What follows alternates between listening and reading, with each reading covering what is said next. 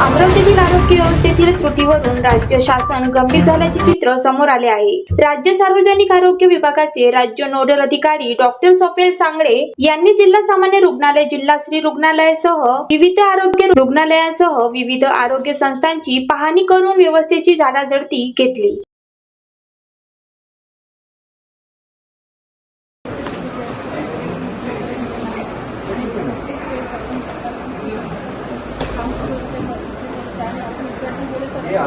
आता बघा, आज ज्या काही गोष्टी लक्षात आलेल्या आहेत त्याच्यात तुम्ही लोकांनी कारवाई केली असेल तर तुमचं लक्ष आहे आणि तुम्ही त्या संबंधित कारवाई केली आहे तर तुम्ही प्रोटेक्ट करा।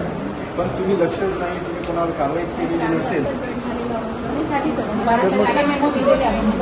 कारण की शेवटी वरिष्ठांचं काम आहे योग्य मॉनिटरिंग करणं आणि ते होत नसेल तर त्यांना त्या पद्धतीची शिस्त लावण्यासाठी कारवाई करणं। कारवाईची जागेवर टर्मिनेट करा आणि जे आहेत की जे परमनंट आहे आणि ते मस्जिद आहे त्यांचे इन्क्रिमेंट बंद करा। एक चार चौकशी लावा, कशाला पाहिजे आपल्याला काय आहे।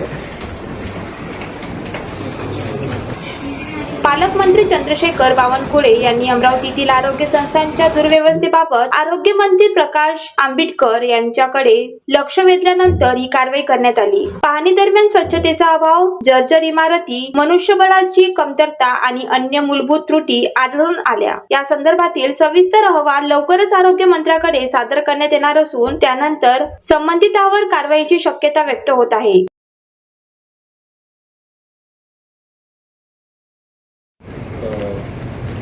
जेवढ्या त्या सर्व बघण्यातल्या गोष्टींना आणि एकंदरीत जी व्यवस्थापन आणि कार्यपद्धती या सगळ्या गोष्टींचा एकत्र आढावा घेऊन याबद्दलचा एक अहवाल आयुक्तालयाला सादर केला जाईल आणि साहेबांनी त्याविषयी ब्रीफ केलं जाईल। ज्या काही समस्या आहेत त्याच्यावर काय मार्ग काढता येईल याच्यावर प्राथमिकतेने विचार केला जाईल। रुग्णांना उत्तम रुग्णसेवा देण्याच्या दृष्टीने आपण कुठे कमी पडत आहोत व कोणत्या गोष्टी आपल्याला बघत रहा आपला महाराष्ट्र न्यूज, वैभव मुंदे, अमरावती।